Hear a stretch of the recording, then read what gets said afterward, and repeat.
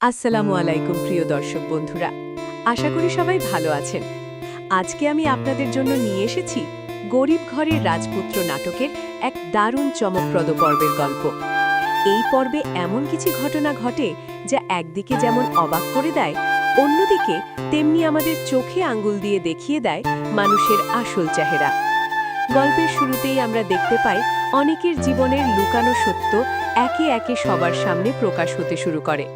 যে মানুষটাকে সবাই ভালো, ভদ্র এবং বিশ্বাসযোগ্য বলে মনে করত, সেই মানুষটির ভেতরে লুকিয়েছিল এক ভয়ঙ্কর প্রতারণার গল্প। বৃষ্টি যখন জানতে পারে যে অনেক আগে থেকেই বিবাহিত, তখন তার পৃথিবীটা যেন মুহূর্তেই অন্ধকার হয়ে যায়। সে ভাবতেই পারে না যে মানুষকে সে এতটা ভালোবেসেছে, সেই মানুষই তাকে এত বড় ধোঁকা দিতে পারে। অন্যদিকে মেঘলা, যে কিনা অনেকের প্রথম স্ত্রী, সে নিজের মতো করে জীবনের কঠিন লড়াই চালিয়ে যাচ্ছে।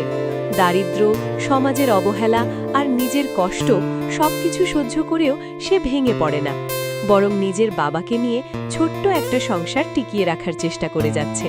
কিন্তু তার জীবনের সবচেয়ে বড় আঘাতটা আসে তখন, যখন অনেক তার নতুন স্ত্রীর সামনে তাকে অস্বীকার করে এবং একজন কাজের মেয়ে হিসাবে পরিচয় দেয়। এই অপমান মেঘলার হৃদয়ে গভীর ক্ষত তৈরি করে, তবুও সে চুপচাপ সবকিছু সহ্য করে যায়। পরিস্থিতি আরও জটিল হয়ে ওঠে যখন কিছু দুষ্কৃতকারী এসে মেঘলা ও তার বাবার ওপর অত্যাচার শুরু করে। তারা জোর করে চাঁদা আদায় করতে চায় এবং তাদের জীবনকে দুর্বিষহ করে তোলে। ঠিক সেই সময় হঠাৎ করে অনেক সেখানে উপস্থিত হয় এবং তাদের রক্ষা করে। কিন্তু মেঘলার কাছে এই সাহায্যের কোনো মূল্য নেই, কারণ তার চোখে অনেক এখন শুধু একজন স্বার্থপর প্রতারক। এদিকে বৃষ্টি অনেককে চূড়ান্ত সিদ্ধান্ত নিতে বাধ্য করে। সে স্পষ্টভাবে জানতে চায় যে অনেক তার জীবনে কাকে রাখতে চায়, তাকে না মেঘলাকে।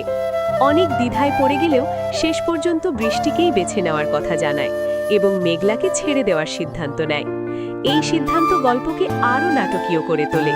কিন্তু ঠিক এই সময়ই গল্পে আসে সবচেয়ে বড় মোড়। একদিন হঠাৎ করেই একজন ভদ্রলোক এসে মেঘলার সামনে এমন এক সত্য প্রকাশ করেন যা তার পুরো জীবনকে বদলে দেয়। তিনি জানান মেঘলা কোনো সাধারণ মেয়ে নয়, বরং বিশাল এক সম্পদের একমাত্র উত্তরাধিকারী। ছোটবেলায় হারিয়ে যাওয়ার কারণে সে তার আসল পরিবার থেকে বিচ্ছিন্ন হয়ে পড়েছিল, কিন্তু এখন সেই হারানো পরিচয় আবার তার সামনে ফিরে এসেছে। এই কথা শুনে মেঘলা প্রথমে বিশ্বাসই করতে পারে না, কারণ সে তো সারা জীবন নিজেকে গরিব হিসেবেই জেনে এসেছে। কিন্তু ধীরে ধীরে সে বুঝতে পারে যে তার জীবনে এক নতুন অধ্যায় শুরু হতে যাচ্ছে। যে মেয়েটাকে সবাই অবহেলা করেছিল, আজ সেই মেয়েটাই হয়ে উঠছে এক বিশাল সাম্রাজ্যের মালিক। অন্যদিকে অনিক, যে ভালোবাসার সাথে প্রতারণা করেছিল, সে এখন নিজের ভুলের ফল ভোগ করতে শুরু করে। সে বুঝতে পারে অর্থ আর স্বার্থের জন্য নেওয়া সিদ্ধান্ত কখনোই সত্যিকারের সুখ এনে দিতে পারে না। সবশেষে এই গল্প আমাদের একটি গুরুত্বপূর্ণ শিক্ষা দেয়। জীবনের সত্যকে যতই লুকানোর চেষ্টা করা হোক না কেন, একদিন না একদিন তা প্রকাশ পায়। আর যে মানুষ অন্যকে ঠকায়, সে শেষ পর্যন্ত নিজের কাছেই হেরে যায়।